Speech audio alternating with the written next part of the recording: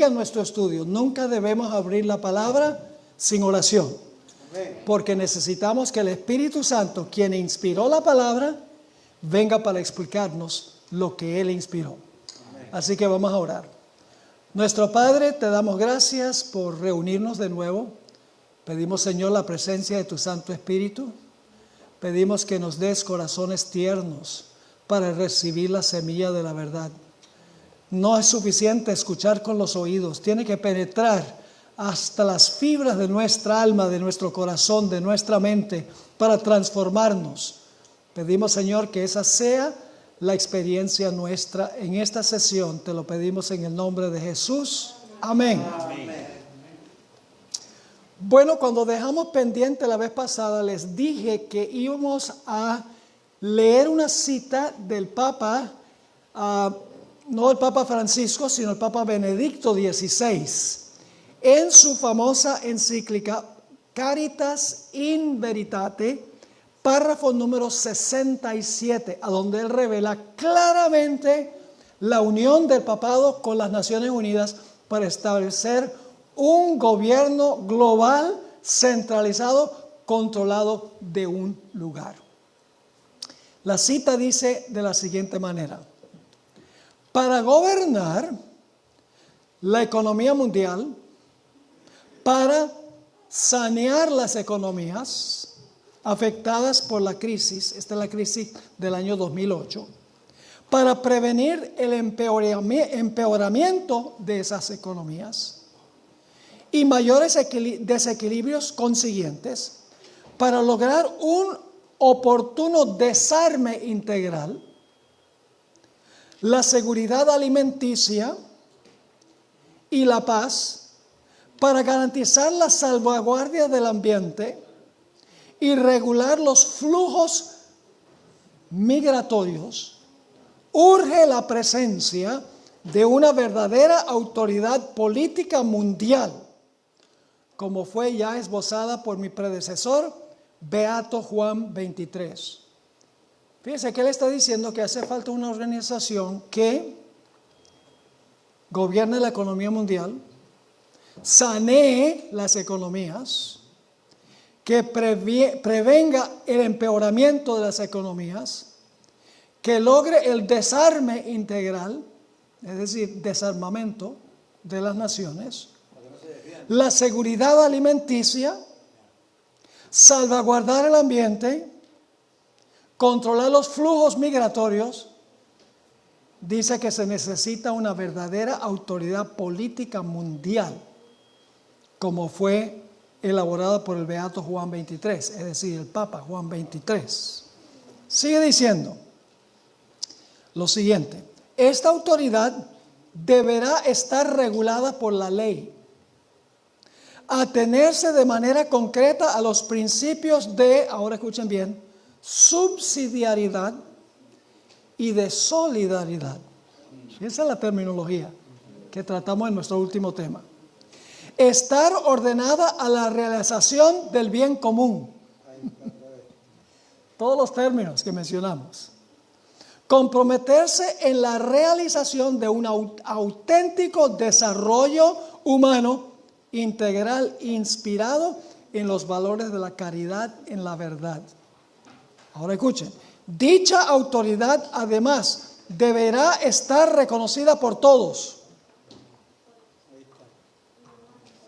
gozar de poder efectivo para garantizar a cada uno la seguridad, el cumplimiento de la justicia y el respeto de los derechos.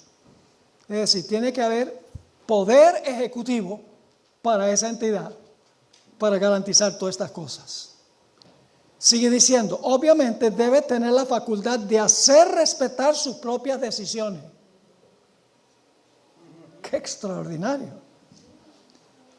Nuevamente, obviamente debe tener la facultad de hacer respetar sus propias decisiones a las diversas partes, así como las medidas de coordinación adoptadas en los diferentes foros internacionales.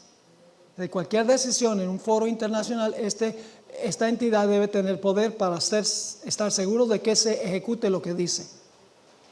En efecto, cuando esto falta, el derecho internacional No obstante, los grandes progresos alcanzados en los diversos campos correría el riesgo de estar condicionado por los equilibrios de poder entre los más fuertes. Es decir, si no se hace respetar a todos lo que decide esta entidad central, entonces va a pasar que dominan son los fuertes. Los que tienen más plata son los que dictan. No esta entidad centralizada que tiene poder para castigar a los que no se acatan a lo que dicen. Sigue diciendo, el desarrollo integral de los pueblos y la colaboración internacional exigen el establecimiento de un grado superior de ordenamiento internacional de tipo subsidiario para el gobierno de la globalización. Ahí está otra palabra clave. Que se lleve a cabo finalmente un orden social conforme al orden moral, así como esa relación entre esfera moral y social, entre política y un mundo económico y civil, ya previsto en el Estatuto de las Naciones Unidas. Todas las palabras claves están en esta cita, en un párrafo nada más, de Caritas in Veritate, párrafo número 67. Ahora, la pregunta clave es, ¿qué autoridad moral va a ser la consejera de tal gobierno? El papado. Eso es lo que ellos dicen. Las aspiraciones del papado son recuperar lo que perdió cuando recibió la herida mortal. Y para lograr eso, es necesario echarse al bolsillo otra vez a todas las naciones del mundo. Y no hay mejor forma de hacerlo que influyendo sobre las Naciones Unidas, que une en su organización prácticamente todos los países del mundo. La hermana White escribió sobre esto. En el libro Eventos de los Últimos Días, página 140, escuchen esto. El tal llamado mundo cristiano será el teatro de acciones grandes y decisivas. ¿Dónde van a ser las acciones decisivas? En el tal llamado mundo cristiano. Sigue escribiendo. Hombres en posiciones de autoridad. ¿Quiénes son hombres en posiciones de autoridad? Los dirigentes políticos. Hombres en posiciones de autoridad pondrán en vigencia leyes. Ahora escuchen. Los políticos van a imponer leyes para controlar la conciencia siguiendo el ejemplo del papado. Está clarito. Y luego dice, Babilonia hará, fíjese el nombre que usa, Babilonia hará que todas las naciones beban del vino del furor de su fornicación. Toda nación se verá envuelta. Acerca de este tiempo, Juan el revelador declara, y ahora ella cita, no lo voy a leer los versículos, cita Apocalipsis 18, 3 al 7 y Apocalipsis 17, 13 y 14. Sigue la cita. Estos tienen un mismo propósito. ¿A dónde más hubo una vez un mismo propósito? En la Torre de Babel. ¿Y cuál era el propósito? Una globalización centralizada que controlara las acciones de todo el mundo. Así que dice, estos tienen un mismo propósito. Ahora escuchen, habrá un vínculo de unión universal, una gran armonía, una confederación de las fuerzas de Satanás. Suena muy parecido a lo que pasó en Babel, ¿verdad que sí? Es que se va a repetir. Pero va a ser a nivel global, en todo el mundo. El deseo que tienen las Naciones Unidas y el mundo en general se basa en la plataforma del error y la rebelión. Por ejemplo, el Papa dice que en ciertas circunstancias los sacerdotes pueden bendecir matrimonios homosexuales. Es contrario a la ley de Dios. Está pisoteando la ley de Dios.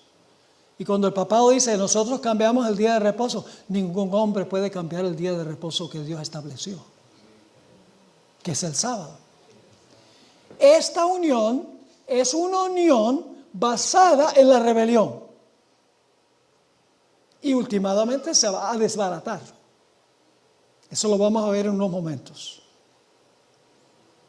La filosofía que tiene las Naciones Unidas y el presente gobierno de los Estados Unidos es que en el nombre de la equidad se debe permitir el matrimonio homosexual, que se debe permitir que los niños cambien su género, etcétera. Abiertamente contrario a lo que Dios estableció al principio. Es una unión basada en la rebelión. Y cualquier unión que se basa en la rebelión, últimamente se va a desbaratar. Porque el error nunca puede permanecer unido. En Babel vino la división. Ahora, ¿saben que va a llegar el tiempo en que cuando los que pertenecen a la minoría hablan en contra de estas cosas, se van a acusar de ser divisivos y perturbadores de la paz? Y últimamente le van a echar la culpa a ellos de todos los males de los cuales padece la sociedad. Fíjese lo que escribió la hermana White en el libro Fundamentos de la Educación Cristiana, página 289. Está escribiendo a adventistas. Cuando alcancemos la norma que el Señor espera que alcancemos, los mundanos considerarán que los adventistas son puritanos, fanáticos, raros y singulares. Pero hoy en día nosotros los adventistas no queremos que se nos reconozca como una secta, ni que tenemos doctrinas especiales. Hay el deseo de ser políticamente correcto. Y la hermana White dice, cuando la iglesia adventista predique lo que debe estar predicando, nuevamente dice, los adventistas serán considerados puritanos, fanáticos, raros y singulares. En el tomo 5 de los testimonios, página 515, la hermana White escribió, nuestro pueblo ha sido considerado demasiado insignificante para ser digno de ser tomado en cuenta. Pero vendrá un cambio. Dentro del mundo cristiano se están llevando a cabo movimientos que necesariamente traerán a la prominencia al pueblo que guarda los mandamientos. Amén. Es increíble, hermanos y hermanas, que la iglesia adventista que ha proclamado que la ley está vigente y que se debe obedecer la ley, van a ser acusados de ser enemigos de la ley. Escuchen esta cita, es larga pero poderosa. Conflicto de los siglos 5:78. Los que honran el sábado de la Biblia serán denunciados como enemigos de la ley y del orden, porque no guardan el domingo, como quebrantadores de las restricciones morales de la sociedad y por lo tanto causantes de anarquía y corrupción que atraen sobre la tierra los altos juicios de Dios. Sus escrúpulos de conciencia serán presentados como obstinación, terquedad y rebeldía contra la autoridad. Serán acusados de deslealtad hacia el gobierno. Porque si el gobierno dice que está bien que los niños cambien de género, la iglesia adventista predica que eso no está en armonía con Dios. Entonces el mundo que acepta eso va a decir, esa gente es desobediente al gobierno. Y lo mismo matrimonio homosexual, el domingo, sea lo que dicta el gobierno, si no se obedece, son rebeldes al gobierno. Pero el asunto es que podemos obedecer las leyes del gobierno hasta que no estén en conflicto con nuestra conciencia y con la palabra de Dios. Amén. Sigue diciendo, los ministros que niegan la obligación de observar la ley divina predicarán desde el púlpito que hay que obedecer a las autoridades civiles porque fueron instituidas por Dios. Van a usar Romanos 13, que leímos ayer. Sométase cada uno a las autoridades superiores, dice Pablo. Y ellos van a decir, ¿por qué usted no guarda la ley dominical? Si ahí dice que debe someterse a las autoridades superiores. Y nosotros vamos a responder porque es necesario obedecer a Dios antes que a los hombres. Lo que ustedes están diciendo es contrario a la ley de Dios. Y eso nos va a ganar enemigos. Sigue diciendo, los ministros que niegan la obligación de observar la ley divina predicarán desde el púlpito que hay que obedecer a las autoridades civiles porque fueron instituidas por Dios. Ahora no solamente en la iglesia, sino en las asambleas legislativas y en los tribunales se calumniará y condenará a los que guardan los mandamientos. Se falsearán sus palabras y se atribuirán a sus móviles las peores intenciones. A medida que las iglesias protestantes rechacen los argumentos claros de la Biblia en defensa de la ley de Dios, desearán imponer silencio a aquellos cuya fe no pueden rebatir con la Biblia. Aunque se nieguen a verlo, el hecho es que están asumiendo actualmente las iglesias protestantes una actitud que dará por resultado la persecución de los que se niegan en conciencia a hacer lo que el resto del mundo cristiano está haciendo y a reconocer los acertos hechos en favor del día de reposo papal. Los dignatarios de la iglesia y del Estado se unirán para hacer que todos honren el domingo. Y para ello apelarán al cohecho, a la persuasión o a la fuerza. La falta de autoridad divina se suplirá con ordenanzas abrumadoras. Y ahora escuchen esto. La corrupción política está destruyendo el amor a la justicia y el respeto a la verdad.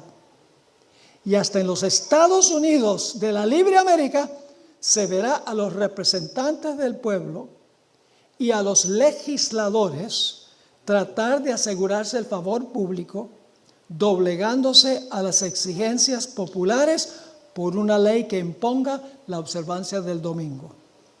La libertad de conciencia que tantos sacrificios ha costado no será ya respetada. Que tanto ha costado no será ya respetada. En el conflicto que está por estallar, veremos realizarse las palabras del profeta. Se airó el dragón contra la mujer y se fue a hacer guerra contra el remanente de la simiente de ella, los que guardan los mandamientos de Dios y tienen el testimonio de Jesucristo. Pero Dios tendrá la última palabra. La unión artificial se va a desbaratar. Noten Apocalipsis 16, 17 al 21. Apocalipsis 16, 17 al 21 describe la séptima plaga, que es la última plaga que lleva a la segunda venida de Jesús. Y dice, el séptimo ángel derramó su copa por el aire y salió una gran voz del templo del cielo, del trono, diciendo, hecho está. Entonces hubo relámpagos y voces y truenos y un gran temblor de tierra, un terremoto tan grande cual no lo hubo jamás desde que los hombres han estado sobre la tierra. Y la gran ciudad fue dividida en tres partes. ¿Cómo estaba Babilonia antes de esto? Unida. ¿Cuáles son las tres partes de Babilonia? El dragón, la bestia y el falso profeta. Antes de esto estaban ¿qué? Unidos. Pero ahora fíjense que dice aquí, en la séptima plaga, dice, la gran ciudad fue dividida en tres partes. Y las ciudades de las naciones cayeron. Y la gran Babilonia, haciendo referencia a Génesis 11, la gran Babilonia vino en memoria delante de Dios para darle el cáliz del vino del ardor de su ira. Y toda isla huyó y los montes no fueron hallados. Cayó del cielo sobre los hombres un enorme granizo como del peso de un talento. Y los hombres blasfemaron contra Dios por la plaga del granizo, porque su plaga fue sobremanera grande. ¿Recuerdan que en la torre de Babel empezaron a pelear unos con otros? Ahora fíjense esta cita del libro Conflicto de los Siglos, página 637. Los hombres ven que fueron engañados. Ahora se despiertan, ven que fueron engañados. Se acusan unos a otros. ¿Eso pasó en la Torre de Babel? Ajá. Se acusan unos a otros de haberse arrastrado mutuamente a la destrucción, pero todos concuerdan para abrumar a los ministros con la más amarga condenación. Los pastores infieles profetizaron cosas lisonjeras, indujeron a sus oyentes a anular la ley de Dios y a perseguir a los que querían santificarla. Ahora, en su desesperación, estos maestros confiesan ante el mundo su obra de engaño. Las multitudes se llenan de furor. Estamos perdidos, exclaman, y vosotros sois la causa de nuestra perdición, y se vuelcan contra los falsos pastores. Precisamente aquellos que más los admiraban en otros tiempos pronunciarán contra ellos las más terribles maldiciones. Las manos mismas que los coronaron a estos ministros con laureles se levantarán para aniquilarlos.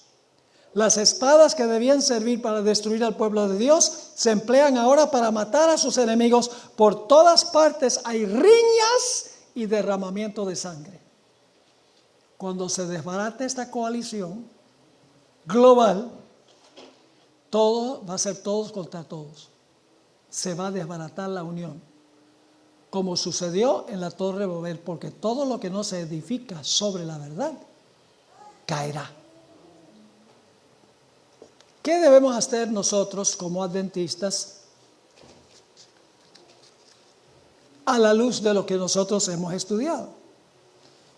El mundo se está uniendo. ¿Estarían de acuerdo de que el mundo se está uniendo? ¿Y qué está pasando en la iglesia adventista? Se está dividiendo. Mayormente doctrinalmente. El diablo es muy sabio. Él une a los suyos y divide a los del Señor. Lo que más necesita la iglesia adventista ahora es unirse sobre lo que la hermana White llamó la firme plataforma de la verdad.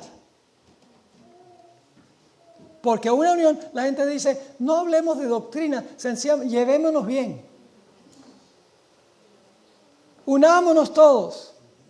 No importa lo que creas, lo importante es que estemos unidos.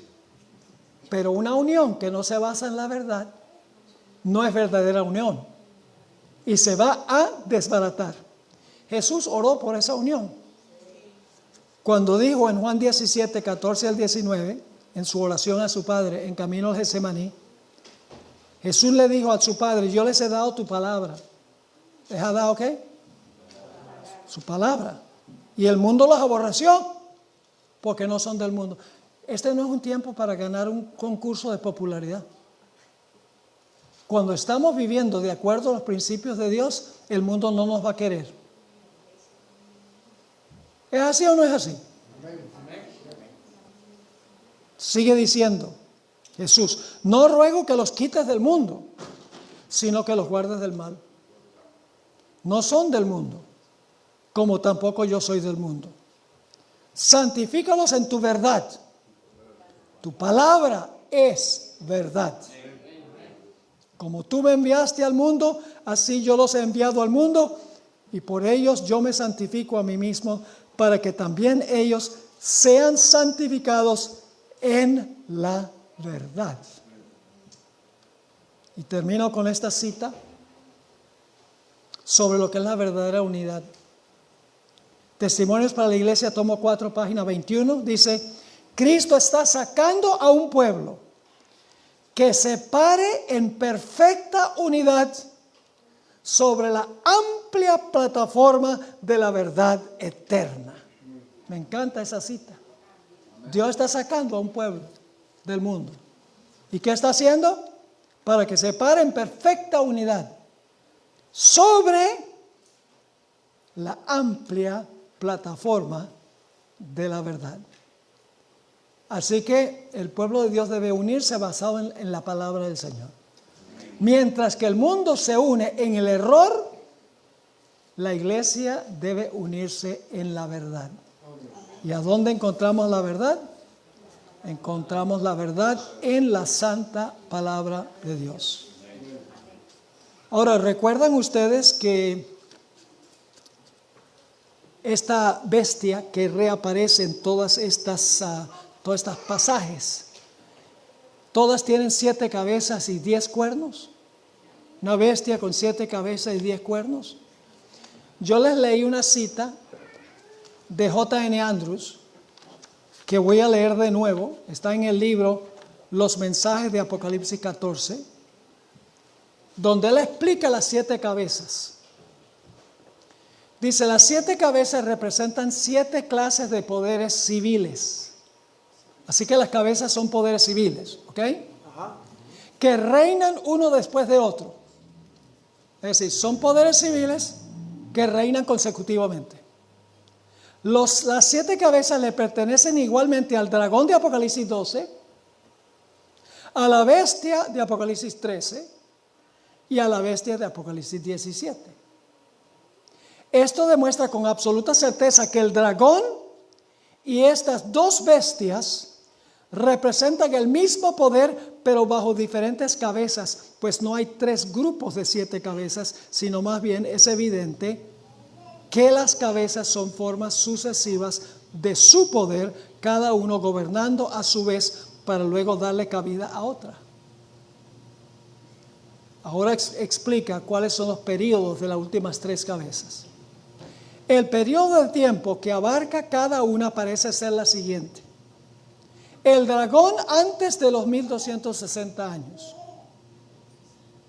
La bestia de Apocalipsis 13 durante ese periodo. Y la bestia de Apocalipsis 17 desde que se le suministró la herida mortal y fue llevada cautiva al concluir ese periodo. ¿Perdón? La 17 cuando se sana. Sí, lo que ocurre después de la herida mortal, que incluye no solo la herida mortal, sino el sanamiento de la herida, etc. Porque es la última cabeza, no hay sino 7 cabezas. Así que claramente J.N. Andrews, el mejor erudito, creo yo, de la historia de la Iglesia Adventista, un tremendo estudiante de la Biblia, ayudó mucho a forjar las doctrinas de la Iglesia. Él ya entendía esto. Él fue como misionero en 1874, imagínense. Desde esa época ya había esta perspectiva. Así que yo creo que las cabezas son, en su orden, el reino civil de Babilonia, el reino civil de Medo-Persia, el reino civil de Grecia, el reino civil del Imperio Romano, el reino civil de Roma papal, porque también es un poder civil, además de religioso, el poder civil de los Estados Unidos, que le va a prestar el poder civil al papado, y el número 7, el papado cuando recupere el poder civil, que va a ser también un poder civil, porque el papado sigue siendo un poder civil. Y algunos dicen, pero Pastor Borg, ¿cómo sabe, cómo es que usted dice que la 6ª cabeza representa a los Estados Unidos? Bueno, quiero leerles un par de citas aquí del Espíritu Profecía, el libro Maranata, página 193, dice, ¿cuál es la entidad que le entrega su reino al papado? Ella pregunta, ¿cuál es el poder que le entrega su reino al papado? Aquí viene la respuesta. El protestantismo. ¿Dónde se representa especialmente el protestantismo? La hermana White usa Estados Unidos, protestantismo intercambiablemente. Dice el protestantismo. Un poder que, mientras afirma que tiene el carácter y el espíritu del Cordero y dice estar aliado con el cielo, pero habla con la voz del dragón. Este poder está movido por un poder de abajo.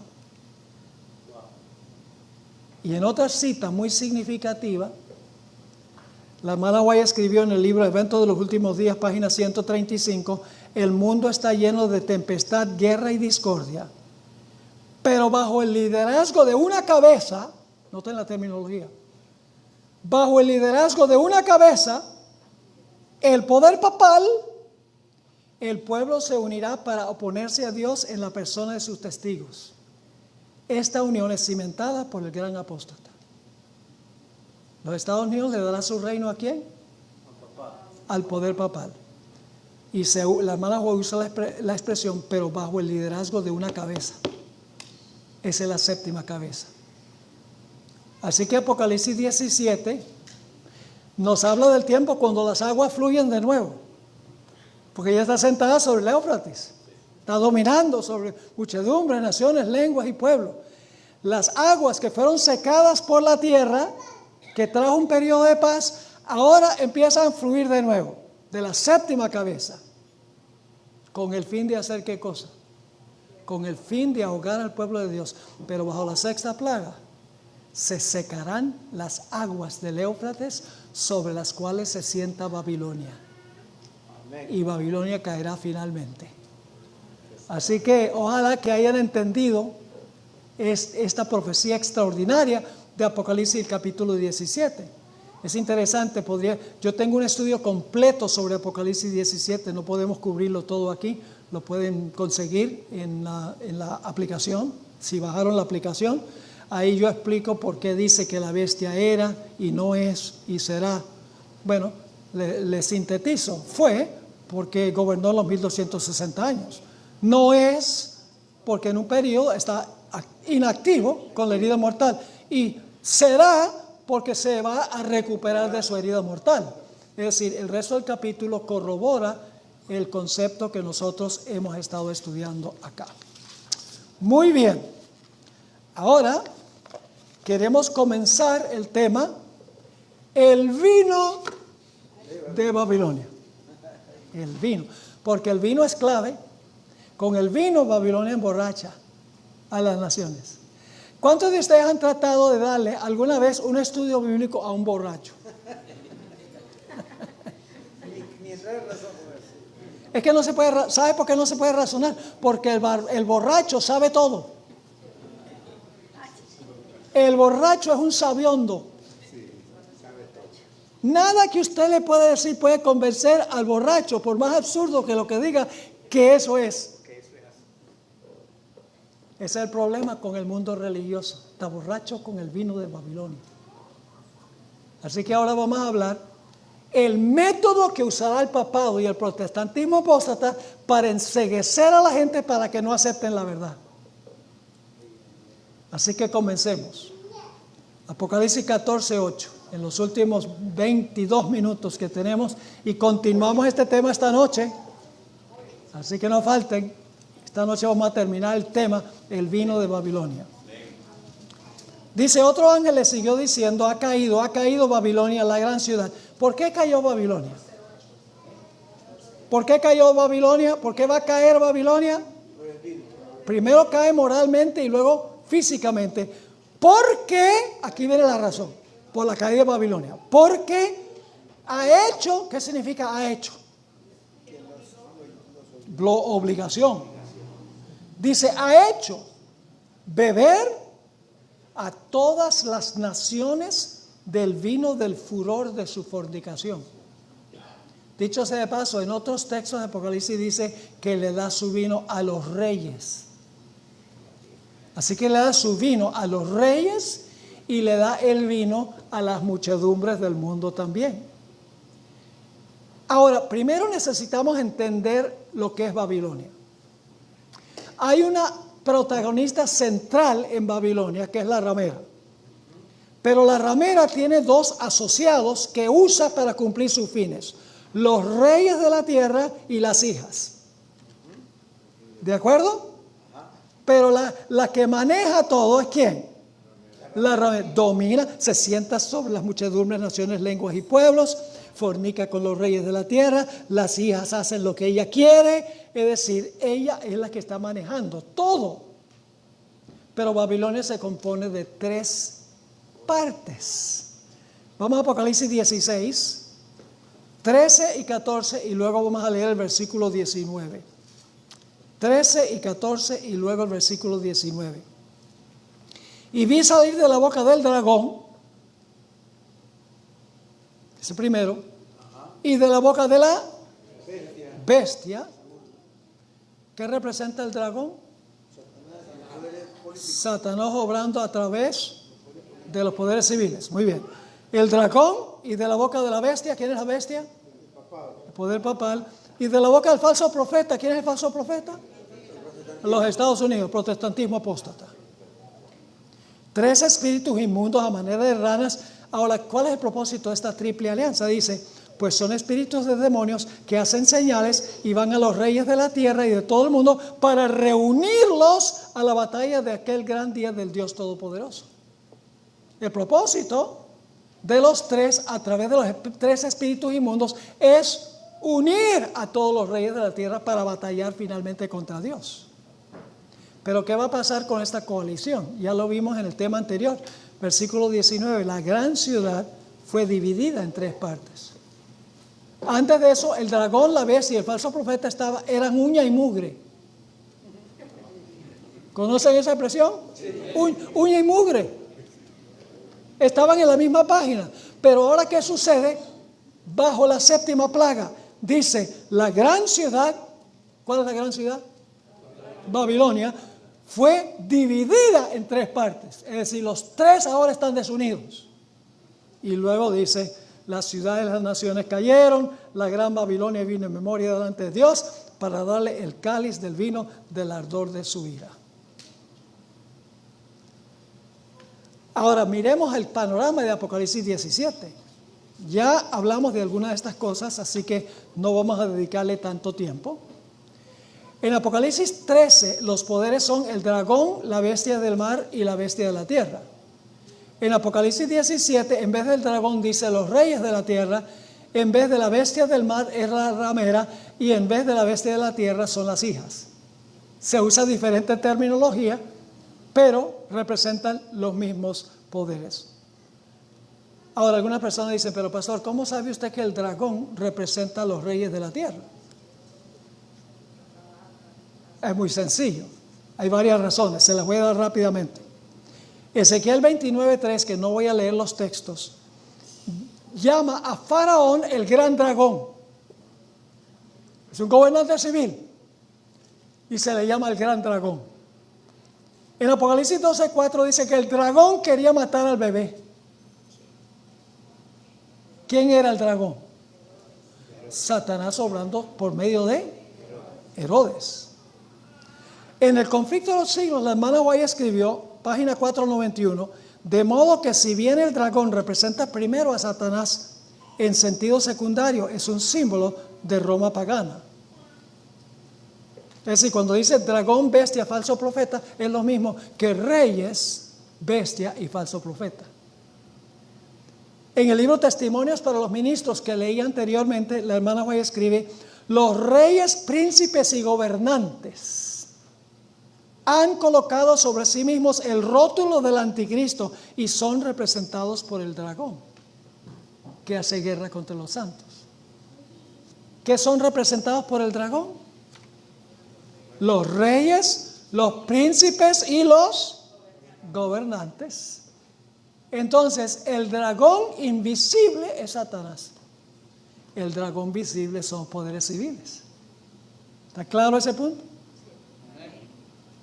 Ahora, y vimos eso en Apocalipsis 19, a donde en el capítulo 16 dice el dragón, la bestia y el falso profeta, mientras que en Apocalipsis 19 dice los reyes de la tierra, la bestia y el falso profeta. Ahora, ya vimos algunas cosas en cuanto a la bestia del mar, que es la ramera. No voy a repasar todas las características porque quiero llegar al asunto del vino. Ya hablamos sobre la bestia que se levanta de la tierra o las hijas de la ramera. Vimos que las hijas de la ramera van a hacer todo en favor de la bestia, de la madre. Las hijas van a ser como la madre. Es como la historia de la muerte de Juan el Bautista. ¿Quién era la figura peligrosa en la muerte de Juan el Bautista? ¿El rey era un peligro? No. El texto dice que el rey se deleitaba en sentarse a escuchar a Juan el Bautista. Él no era ningún problema. La hija era el problema. Salomé no era el problema. ¿Quién era la peligrosa? La madre que estaba la madre de la hija que estaba fornicando con el rey. Se sentía ofendida. Y entonces, usted conoce la historia, Herodes vio a Salomé, wow, dame un bailecito. Y entonces, ¿qué hace Herodes? Dice, te doy hasta la mitad del reino por un baile. Estaba borracho. La hermana White dice que estaba bajo el efecto del vino, no podía pensar bien. Y la Biblia nos dice que le dijo, te doy hasta la mitad del reino, lo que tú quieras. Y bueno, bailó. Y cuando terminó de bailar, la hija le dijo, dame la cabeza de Juan el Bautista. Fue a donde la mamá y le dijo, mira mamá, ¿qué pido? La peligrosa, el protestantismo no es la entidad peligrosa, solo porque el papado ejerce su poder sobre la hija. ¿Está captando el cuadro? Esa historia de Juan el Bautista se da para que entendamos lo que va a pasar al final de la historia. Y la mamá le dice a la hija, le dice a Salomé, pide la cabeza de Juan el Bautista, pero la hija era igual a la madre. Porque uno hubiera esperado que la hija hubiera dicho, mamá. Ok, lo que tú digas, mamá. Y le dice al rey, dame la cabeza de Juan el Bautista. Así va a pasar al final de la historia. Pero al final de la historia no son personas, son entidades globales. Ya Herodías representa el papado, la ramera. Salomé representa el protestantismo apóstata, sistemas globales. Y el rey Herodes representa los poderes civiles del mundo. Pero Dios nos da esa historia para que podamos comprender cómo se va a desarrollar este conflicto final. Dicho sea de paso, esa historia se encuentra en el Evangelio según San Marcos, capítulo 6, y empezando con el versículo 14 hasta el versículo 28. Así que ya hablamos sobre la bestia del mar, que es el poder papal. Hablamos sobre el dragón, que son los reyes de la tierra. Y hablamos sobre las hijas, que es el protestantismo apóstata. ¿Quién domina esta unión? ¿Quién es la persona que es peligrosa? La ramera es la peligrosa. Ahora, ¿qué significa Apocalipsis 14:8 cuando dice, ha caído Babilonia? ¿Por qué se repite ha caído 2 veces? Es muy sencillo, hermanos y hermanas. Cuando en la Biblia algo se repite es porque es muy importante. Significa de verdad, verdad. Por eso Jesús a veces decía, de cierto te digo. Es decir, de verdad, verdad. Es decir, Babilonia ha caído de verdad, verdad. En el mensaje del segundo ángel. La Biblia dice, en boca de 2 o 3 testigos se confirma toda palabra. Y además de eso, Dios le dio a José 2 sueños que significaban lo mismo. Y a Faraón le dio 2 sueños que significaban lo mismo. Y Génesis explica que es para que se supiera que la palabra era segura. Cuando dice Babilonia ha caído, es porque Babilonia ha caído de verdad, verdad. Ahora la pregunta clave es, ¿por qué es que Babilonia caerá? Ya lo leímos en el versículo 8 de Apocalipsis 14. Dice, ha caído Babilonia, la gran ciudad, y ahora dice, ¿por qué? Porque ha hecho beber a todas las naciones del vino del furor de su fornicación. Yo pregunto, para darle vino a todas las naciones, ¿tiene que tener dominio mundial? Sí.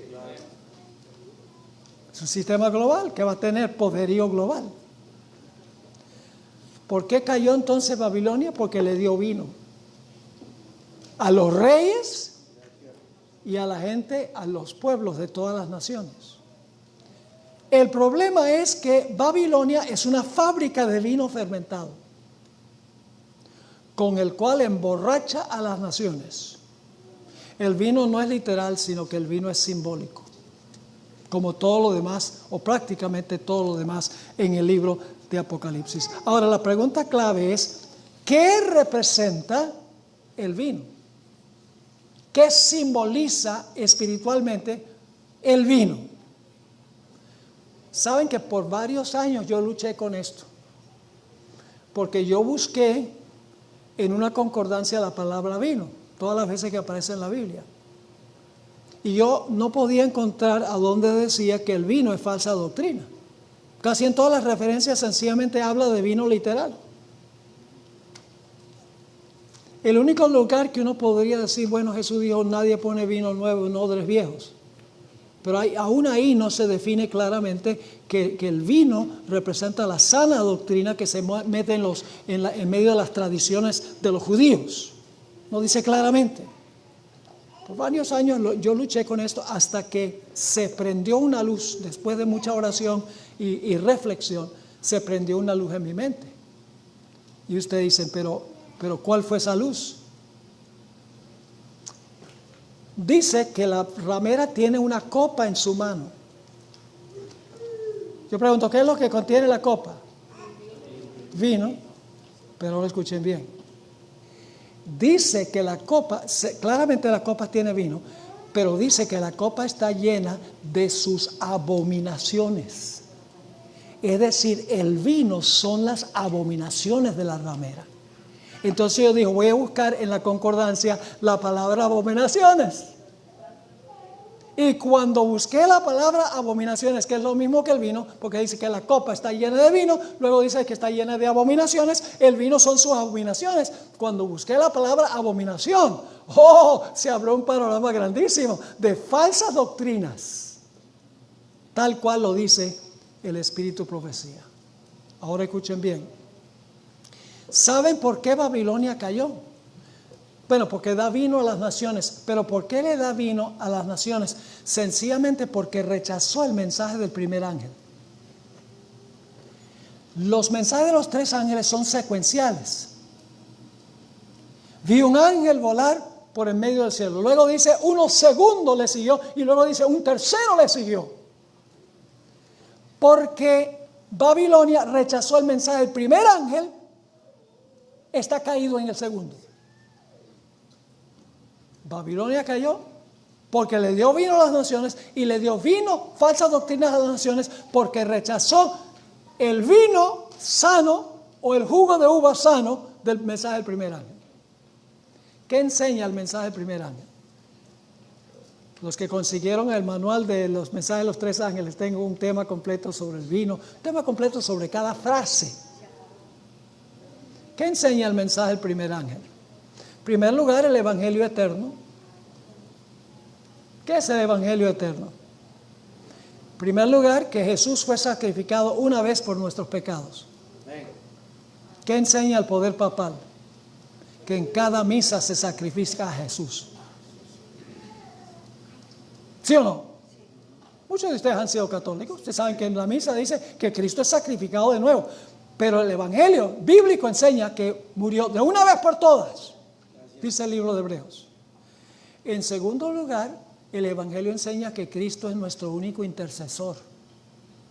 ¿Qué enseña la iglesia romana?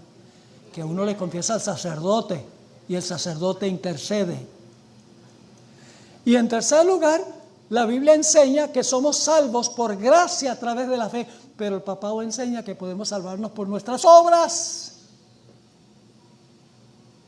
El evangelio es por gracia a través de la fe. El papado dice, no, tú puedes obrar y tus obras te ganan favor con Dios. El papado rechazó el mensaje del primer ángel, el evangelio, pero rechazó también el resto del mensaje del primer ángel. Pues el primer ángel dice que debemos temer a Dios. Y cuando aparece esa expresión, temer a Dios, casi siempre se vincula con guardar los mandamientos de Dios. Por ejemplo, el último versículo en el libro de Eclesiastés, en el capítulo 12, dice, teme a Dios y guarda sus mandamientos. porque esto es el todo del hombre. Vez tras vez en el Antiguo Testamento, temer a Dios significa no tenerle miedo, sino tenerle un alto respeto que lleva a la obediencia.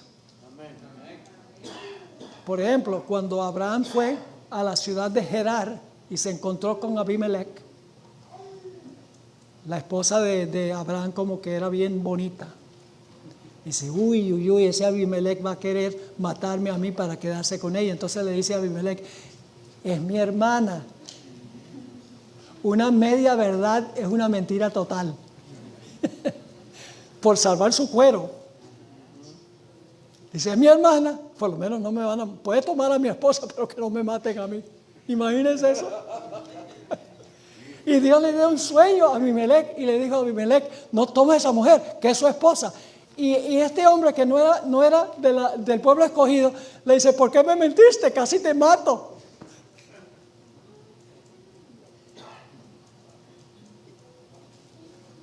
Y ahí es interesante que se usa la palabra temer a Dios. ¿Saben dónde más se usa temer? Cuando Abraham estuvo dispuesto a sacrificar a su hijo. Cuando el ángel detuvo su mano, se oyó una voz que dijo, ahora yo sé que tú temes a Dios. Porque había obedecido a Dios hasta el punto de estar dispuesto a matar a su hijo. Es decir, temer a Dios significa obedecerle, obedecer su ley, obedecer su mandamiento. ¿Qué enseña el papado? Todos menos uno, el sábado. ¿Qué más dice el mensaje del primer ángel? Dale gloria a Dios, que significa revelar su carácter, porque la gloria de Dios es su carácter. Además de eso, el mensaje del primer ángel dice que estamos en la hora del juicio, que comenzó en 1844. ¿Qué enseña el papado? El papado enseña que el juicio es cuando tú te mueres, porque si cuando te mueres fuiste bueno, te vas para el cielo, y si fuiste malo, te vas para el infierno. Entonces, además de eso, tiene problemas con el estado de los muertos, porque escuchen bien, si una persona se va al cielo o al infierno cuando se muere, entonces ¿para qué empezar un juicio en 1844 para juzgar a la gente? ¿Están conmigo o no? Y el credo dice que vendrá a juzgar a los vivos y a los muertos. Mentira, Él no viene a juzgar a los vivos y a los muertos. Él viene a recompensar a los que ya juzgó en el juicio investigador. El papado rechaza el juicio investigador diciendo que la gente recibe su recompensa cuando muere. Y el mensaje del primer ángel también dice que debemos adorar al Creador, guardando su santo sábado. ¿Qué enseña el papado? Que el domingo es el día de reposo. ¿Qué pasó con el papado? ¿Rechazó qué? El mensaje del primer ángel. Y el protestantismo apóstata, no en todo, pero también en muchos aspectos, rechaza el mensaje del primer ángel. Y por lo tanto, ¿qué pasa? Babilonia cayó. ¿Me están siguiendo o no me están siguiendo? Es decir, si Babilonia hubiera aceptado el vino sin fermentar de Dios, nunca hubiera caído. Ahora la pregunta clave es, ¿qué representa el vino? Solamente tenemos un minuto y algo. Les leo a una cita de la hermana White y esta tarde en nuestro último tema de hoy continuaremos. La hermana White dijo, las denominaciones religiosas caídas son Babilonia. Babilonia ha estado promoviendo doctrinas venenosas, el vino del error. Este vino de error se compone de falsas doctrinas, tales como la inmortalidad natural del alma, el tormento eterno de los malos, la negación de la preexistencia de Cristo antes de su nacimiento en Belén y el defender y exaltar el primer día de la semana por encima del día santo de Dios. Ese es el vino.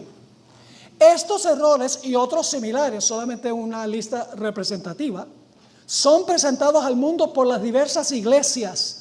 Y así se cumple el pasaje que dice, porque todas las gentes han bebido del vino del furor de su fornicación. Un furor es lo que producen falsas doctrinas. Y cuando los reyes y presidentes beben de este vino del furor de su fornicación, resultan movidos por la ira contra aquellos que no estarán de acuerdo con las herejías falsas y satánicas que exaltan el descanso espurio e inducen a los hombres a pisotear el monumento conmemorativo de Dios.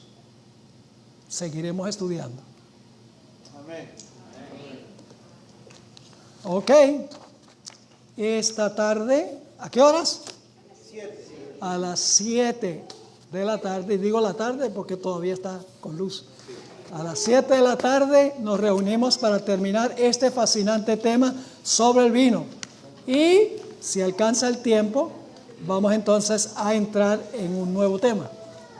Gracias por venir. Dios les bendiga. Nos vemos a la noche.